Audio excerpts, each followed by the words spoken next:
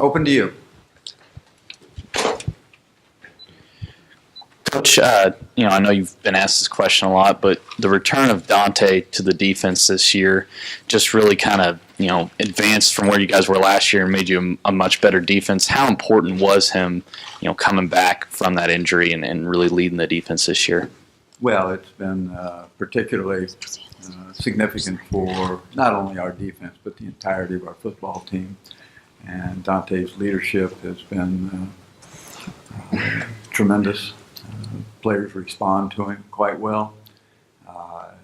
From a technical aspect, it was significant in regards to, his understanding of our defense, the schemes, understanding of offenses, the ability and the capacity to give directional guidance to young people in our program when they're on the field, in regards to getting in and out of schemes that we put on the field defensively, making adjustments, I guess, and being able to handle that quite well. Everybody trusts him immensely for that. Coach Zach Taylor, Sports Radio 1115 College Station. For Trevor Knight, what do you see from him, and also how well do you think he could fit in your offense if he would be playing for you? Well, he's the kind of quarterback that we've been blessed to have throughout my tenure here. Someone that can bring a balance to your offense.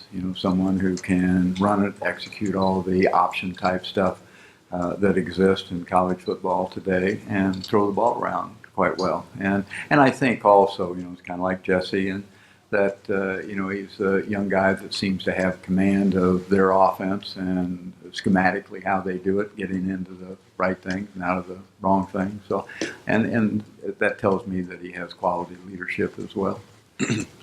Coach Scott Fitch and Parakeet Illustrated. Distinctly remember before the Buffalo Wild Wings Bowl that you mentioned that the week leading up to that was maybe the best set of practices that you'd been around since you were head coach. Has the squad maybe come close to that measurement in the past week? Well, I truly think so, and probably a little more elongated. And by that I mean the consistency of the performance level in our practices over a period of time, not just on one given day, which you're addressing right now. But I think consistently they have been, they've practiced well. Do you have an update on Alex Barnes? Do you think he'll be available? He better be available. Thank you. You're welcome.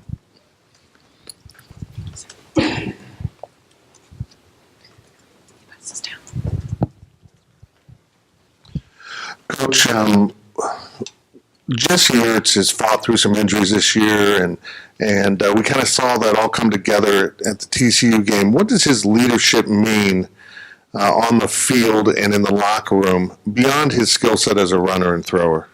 Well, I think like Dante, he brings that quality level of leadership into his group, into his side of the ball. And it's the significant aspect of it is, you've heard me talk all the time about improvement and day to day, you get all that. But Jesse is kind of epitomizes that, I believe, and, in terms of his leadership, and Jesse's a kind of a quiet, mild-mannered young guy, and yet he still exudes some leadership that allows our players to respond to him, what he says, what he does. And what he does has been significant, and I think it's because again, so many of the young guys invest themselves in that daily improvement, so to speak, and Jesse has done that. And you've just seen his performance level grow and grow and grow. And so many people, I've said this 1,000 times, but so many people think of Jesse as a returning starting quarterback, and those of you from our area that cover us realize, he played one snap last year. So he really was, a fresh young pup, when it came to the beginning of this year. And he really, stepped up, like I said, just got better and better. And, that goes along with the experience, the number of reps that you take, opportunities on the field, as well as practice opportunities. Coach, from the Dallas Morning News back here. Love watching Miles Garrett from afar and reading and watching clips about him, off the field and things of that nature. What are your thoughts on him and who he is? Well, I think he's all that everyone tends to write about and speak about. He's very talented football player. He's got size, strength, quickness to go, along with athletic ability. I don't know Miles, but I would, suggest based on what I see that he probably brings leadership to, the defensive side of the ball as well. And I think, his height and, the ability to get his hands up and, bat passes down and things like that, are significant. It's important for our players to truly understand that, and they do. They understand the kind of player that he is, and he's anyway just a very, very fine, talented All-American player. Kind of asking to be captain of Journal. Hey, Bill. You mentioned Jesse only making one snap, but did you have a little more favorable view of him coming in and playing the position? Experience-wise, just from him being in film study and that sort of thing, than a typical first-year starter? Well, but I mean, a lot went into it before his first game last year. By that I mean, he had earned the opportunity and the right to become our starter. So, everything that has taken place since then just built on that. It was. I don't think there's ever any question in our mind. We always make it competitive. I mean, it's. We try not to make any gifts whatsoever, and every young guy that steps out there is out there because they've earned the right to be there. But I don't think we ever had any doubt about that. Hi, Coach Suzanne Halliburton, Austin American Statesman. I've heard that. Hi. Trevor Knight, how much different does his game look than maybe the first time you were seeing him when he played for Oklahoma in the Big 12? Well, that's really a hard question to answer, and I would say probably no distinct difference at all, other than the fact that the two offensive systems are different. And so, we saw him and played against him anyway in one arena, and now we're viewing film on him in a totally different, well, not totally, but somewhat considerably different, let's put it that way. Back here, Ariel Arsuda with KWCH in Wichita. Talk about Byron Pringle's production for your team and how the rest of the junior college transfers have also helped. Well, Byron has really done a nice job for us. Another, just like I was talking about Jesse and so many of the other players in our program, has just evolved into, a quality player within our system. He was a very fine athlete before he came and is a fine athlete right now. But it's learning the system and getting invested in the system and gaining the experience, the practice experience, the game experience, and he's done that, and that's helped elevate his performance throughout the course of the year as well. Coach Congater with KAGS TV in College Station. We've had players in the past, like a Myles Garrett, who could potentially be a top draft pick in the first round after their junior season. What kind of advice have you given them, leading into their decision? Their decision for what? For choosing to stay or to go pro. Oh, well, that's left up to, families and them. When we sit down and talk, it's really about understanding what the process is and that, they have to do what they and their families feel comfortable with. And all of that takes place, after the season. Nothing's going to change, during the course of the season. I think our players are pretty good about it. The families are pretty good about it because you have a lot of people that inundate themselves upon, young people and their families. And I appreciate our young guys because they know how to handle that. And then when our season is over, after the ball game Wednesday night, then that process begins to take place. It's sometimes, not always, but sometimes it's a very difficult choice to make.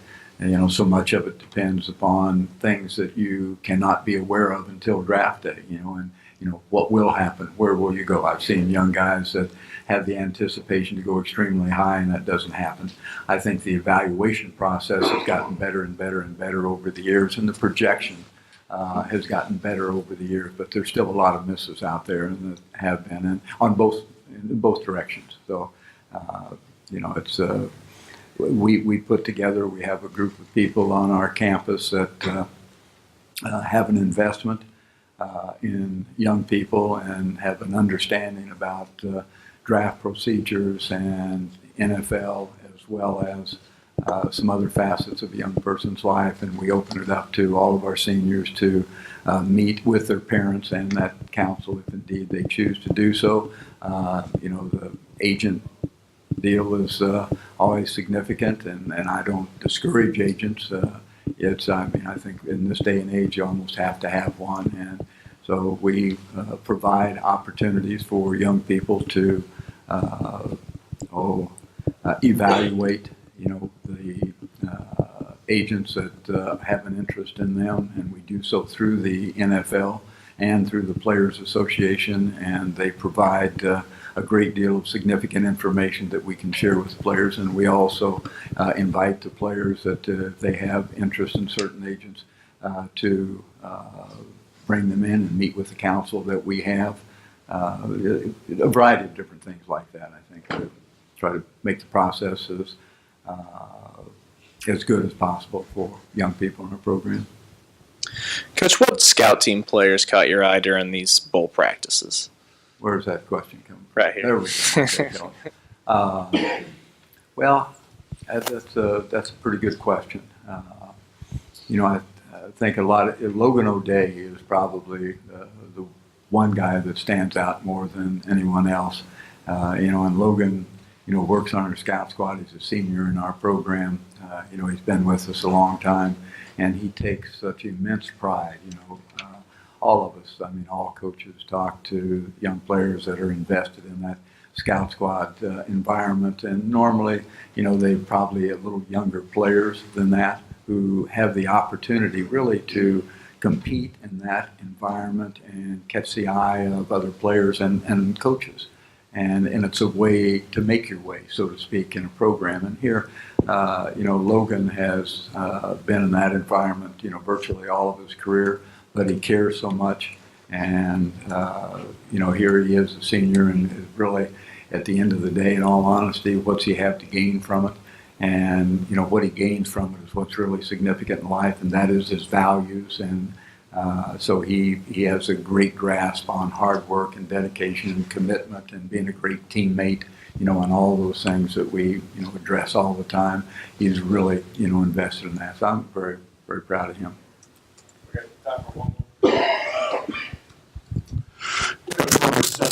College Station Eagle. As your careers progress, bowl games, do you put more emphasis on living or losing, or is it more about the rewards? Is the value of a bowl game, how's it changed as your careers progressed?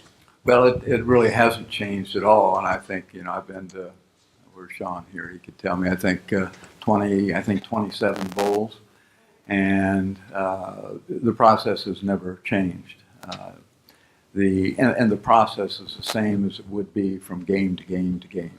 And, all I can ask of the young people in our program is to invest themselves as diligently as they possibly can in their preparation, to prepare as hard as they can, to take good care of themselves, to play as hard and as well as they can. And if they do that, then, I feel like we've reached our that's what's important to me. Let me put it that way. Now, I'm not naive to the fact that it's significant to be able to, be victorious in ball games. I get that, and our players, certainly they're invested in that very dramatically.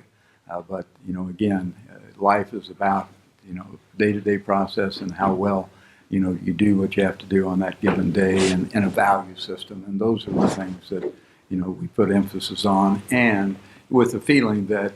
If you can comply with that kind of value system, that you will have success in life, and part of that is on the football field.